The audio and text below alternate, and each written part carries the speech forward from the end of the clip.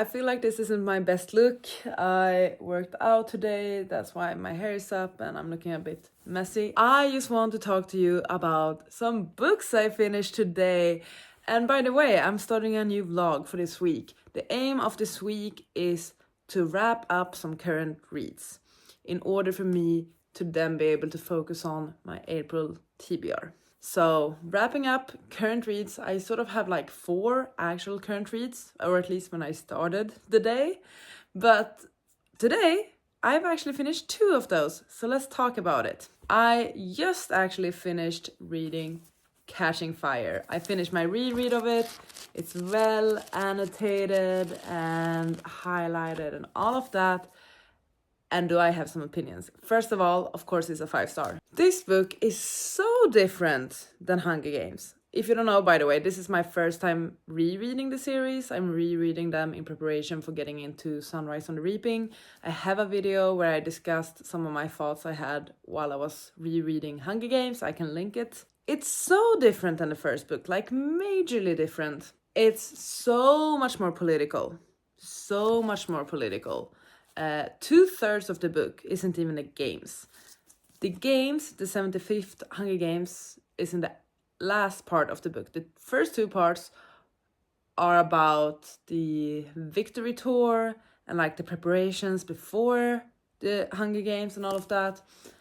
And like there's so much regarding propaganda and authoritarian control and all of that. I do have, I shared this in my other video as well, but I have this key of the book.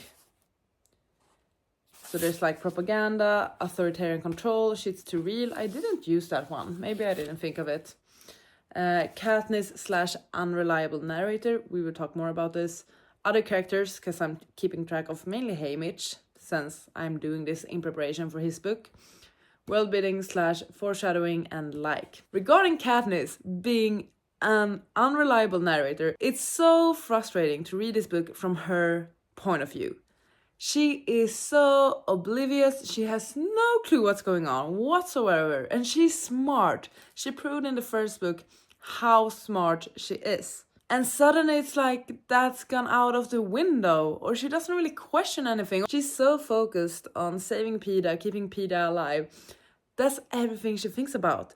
So I feel like she's like not as smart in this book. Is that a hot take? I feel like everything now, maybe it's because I know what's happening, I know. But it's so blatantly obvious that something's going on. Not maybe exactly what's going on, but it's so obvious, and she has those thoughts. She notices that people are going the extra mile to save Peeta, and she doesn't question it. Like, it's so frustrating to read this from her poll. So frustrating. Like, there's so many moments. Like, green, I don't know if you can see that. The green tabs are for when Katniss isn't noticing things. And like, it's annoying. It's annoying. Really frustrating to read in that way. I would have loved to have someone else's perspective, someone who was actually in the loop, maybe Finnick or Joanna, because they just got it. There's so many clues for Katniss to catch up. The second thing I have some hot takes about, sorry, I'm just ranting about Catching Fire now, but Peeta. I'm not necessarily on the Peeta hype train. I liked Peeta in the first book more than I remembered, because I sort of liked their banter. I liked how he was a bit flirty. I don't like him when he's a lovesick boy. I don't like him like that, or I don't care really about it. But nevertheless, he joins the Hunger Games in order to protect Katniss. But truth is, he wouldn't be able to protect her for shit. Because first of all, he can't swim. So without Finnick's help, he wouldn't have been able to get off his own like metal platform thingy. Like, he would have drowned there and then. How is that helping Katniss? The second thing he does, almost instantly, is walk into a force field and dying. He literally dies for like a minute or 2 until Finnick saves him again. Like, it's so delusional of him, of thinking that, oh, I will go into the Hunger Games and so that I can make sure Katniss survive. You wouldn't have been able to do shit. I've been getting a bunch of Hunger Games edits on TikTok recently. And I saw one that was like, oh, Peter entered the games because he didn't trust anyone else to protect Katniss. And like, that's delusional. Like, yeah, sure, maybe romantic, but he's freaking useless. And this is what I remember from reading the series for the first time. I'm not necessarily a fan of book Peter. Once again, I liked him more than I expected in the first book. But in the second one, he's such a wimp. Honestly, sure, he's great with words.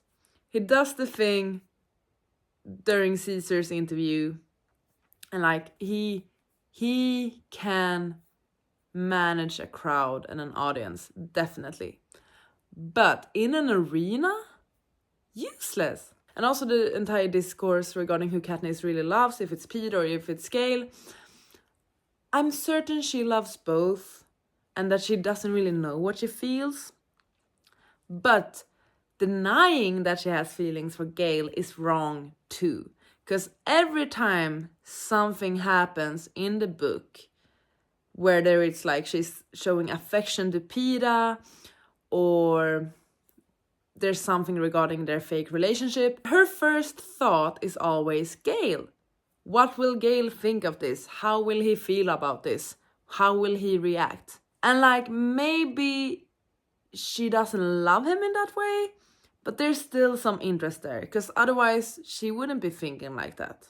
Maybe she's looking after his feelings because she knows that he has feelings for her now, but I really do believe she does have feeling for Gale as well. I know the consensus regarding the shipping in the Hunger Games. Everyone loves Peeta, everyone hates Gale. I'm not saying I love Gale, I'm not saying I hate Peeta, but I do think it's tricky to be so black and white with them. Peeta is useless, at least in the books, and at least when it comes to the games, the actual games. And Gale isn't. Gale can actually provide. Hot takes maybe, don't unfollow me if you have different opinions. I just felt like ranting about Catching Fire since I finally reread it. It's good. It's good. It holds up. It's really interesting. It truly builds up the third book in a way that the first book didn't. The first book is simply the Hunger Games.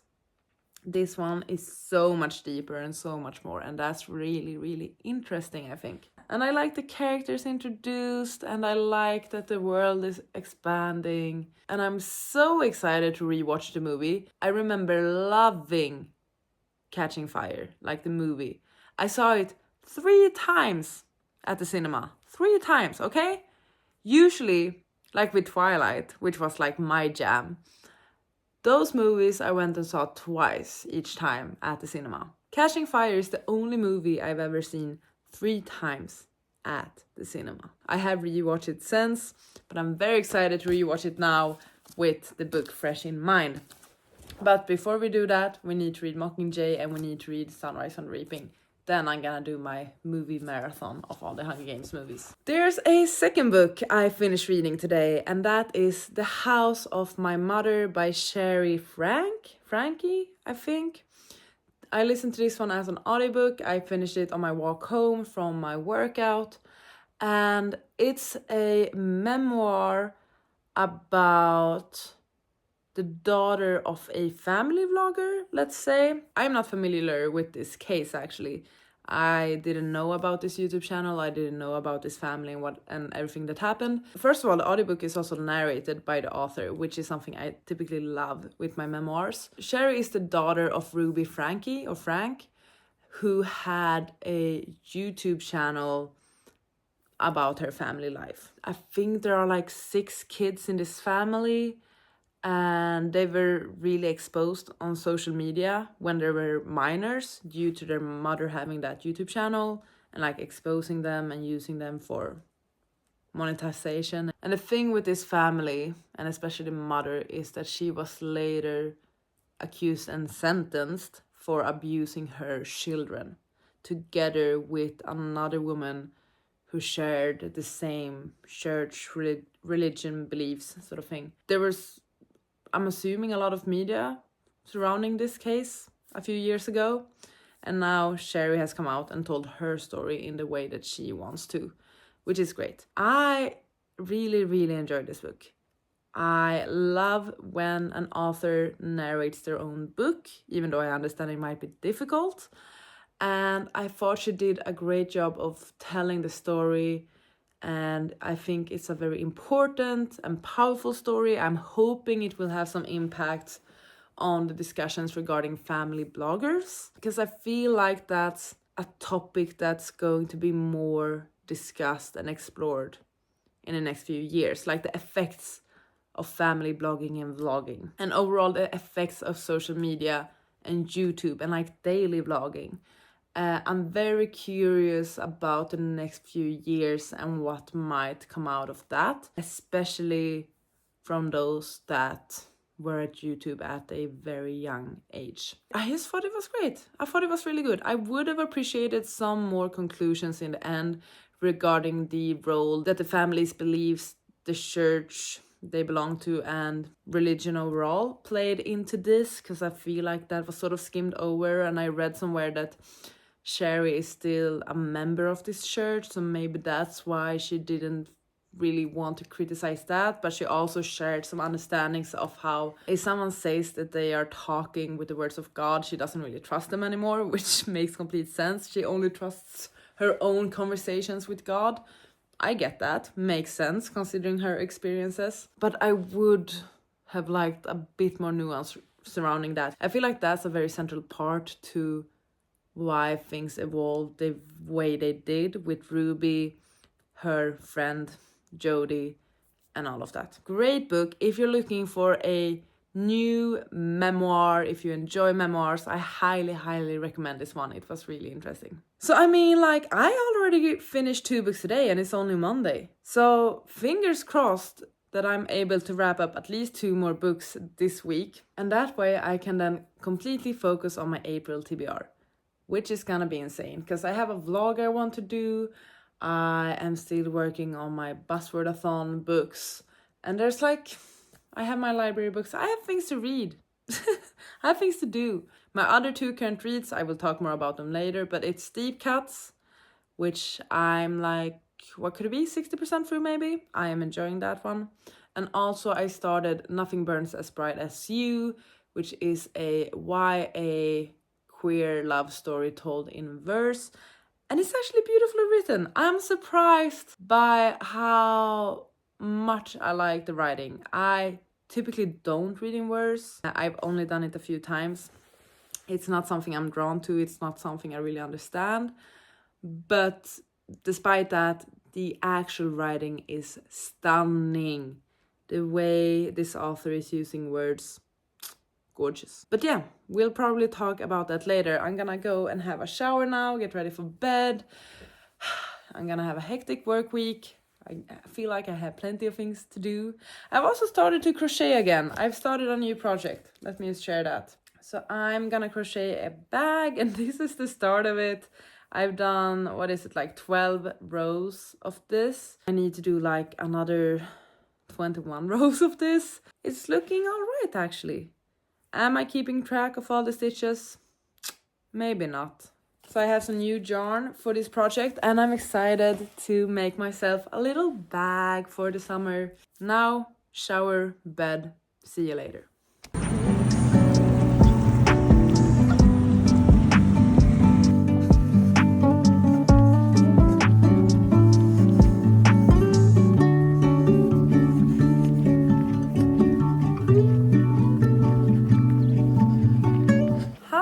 We're back in the spot where you usually find me, and it's currently 5 to 10, and I have a goal.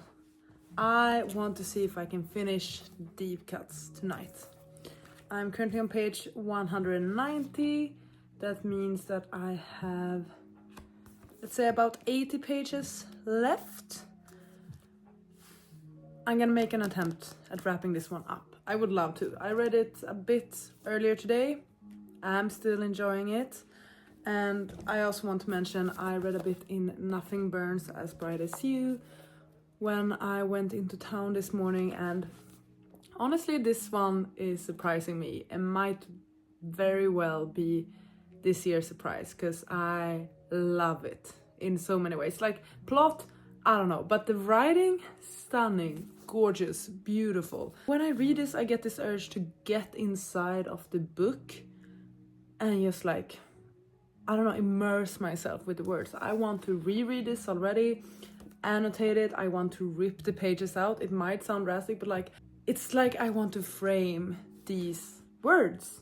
They are so beautiful. It's about love, it's about intense feelings when you are young, it's about feeling understood, it's about fears, a bit about being afraid of losing someone. It's just so beautifully written, and I do feel like it's more vibes than plot, but the vibes are immaculate. Like, I really enjoy this, and I want to put these words on my wall, and I want to highlight them, I want to tab them, I want to rip them out of the book. I want these words everywhere, and I don't know how to handle it. Like, it's odd, it's an odd feeling, but I'm really enjoying it, and it's a quick read as well. So let's see if I can finish Deep Cuts. I am still really enjoying Deep Cuts, I need to say that. I would say it's a mix of Tomorrow and Tomorrow and Tomorrow, Normal People, and a bit Daisy Jones and the Six, but not as much Daisy Jones and the Six as I initially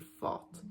It's more Normal People, the messiness of that, and also Tomorrow and Tomorrow and Tomorrow, but it doesn't go as far in time as Tomorrow and Tomorrow and Tomorrow does. I don't think it's gonna be a 5-star if nothing unexpected happens. I think it's gonna be a 4-star, quite a solid 4-star. I do like the storytelling, I like the characters, I like the music. I have made a playlist to this book with all of the songs mentioned, so that is nice. I'm not as obsessed with it as I expected to be. There's a lot of things I do like in it though, so it's still a really good book, I feel like. It has been doing some weird breaking the fourth wall things that I feel are unexpected. Like, it mentions things about, oh, in the future we would refer to this as emojis, or in the future this will become really popular.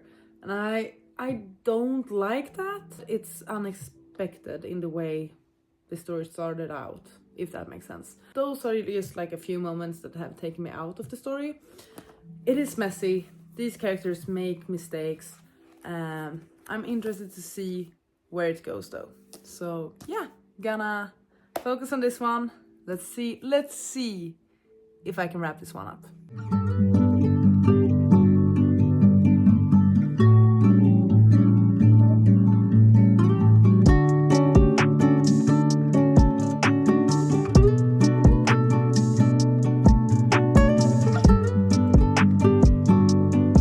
Okay, I'm admitting defeat. I've read to page 237. I feel myself falling asleep. I have, what is it even, like 35 pages to go. So I will definitely finish this one tomorrow. Yeah, I'm gonna stay up to finish it tomorrow at some point. But I'm admitting defeat. I'm gonna head to bed. It's 10 to 11. I spent almost an hour reading, so that's still pretty good. But yeah, made some solid efforts at least. I like it. I'm curious how it's going to end. Hi! I'm finally wrapping up things today, okay? So I finished Deep Cuts the other night, and I gave it a 4-star. I really enjoyed it. Like, I have tabbed it a bit, I have highlighted it a tad bit. I really also liked the playlist I got out of it, but it wasn't a smashing 5-star for me. I think there's multiple reasons for that, but mainly is that there is very little development. The characters and the plot start and ends at the same place. Like, nothing has happened. Years has passed. I think maybe like 8-9 years, something like that. But the characters are still the same after all of these years, and all after having like fallouts and finding each other again and things like that. And though it's cute and it wraps up the story nicely, it doesn't really give much to the reader. You don't really feel the rewards of the journey, I guess. A bit of that, a bit of odd Breaking the Fourth Wall. I think I talked about it, but that felt off. I did enjoy it still. I'm very excited to read more from this author in the future, and I'm just very glad I read it. I had a good time with it. I do like my music themed books, so great. Next, I'm about to wrap up Nothing Burns as Bright as You.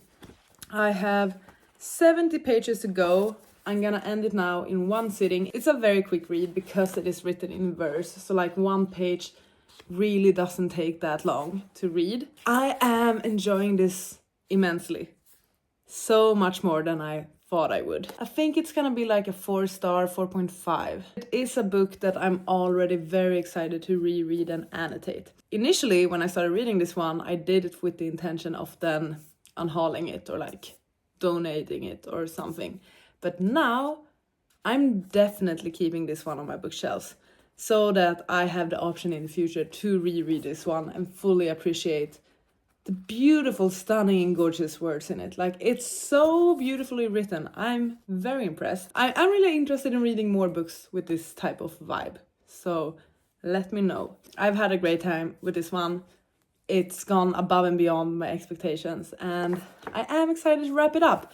Because if I do, that means that I will have wrapped up 4 books in this vlog, which is great, and I can finally start my new project. So let's get to it. I will let you know once I'm done. I finished the book. It's gonna be a 4.5, rounding it up to 5 on Goodreads because it deserves it. I thought it was beautiful, stunning, great writing.